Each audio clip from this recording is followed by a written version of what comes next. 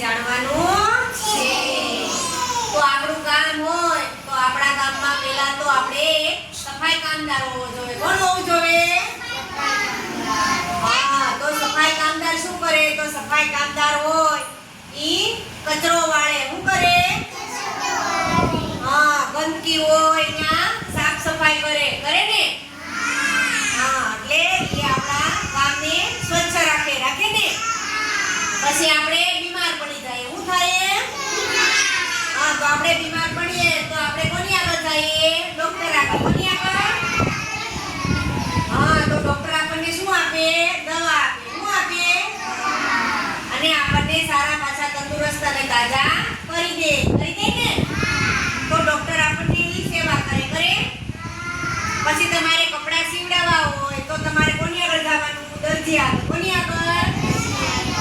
હા, તો આપણે દરજી હોય ઈ કપડાં સીવી દે ને? હા, પછી તમે નિશાળે જાઓ તો નિશાળે તમને કોણ ભણાવે? ટીચર ભણાવે ને? હા, એમ આપણા ગામમાં એક શિક્ષક હોય। કોણ હોય?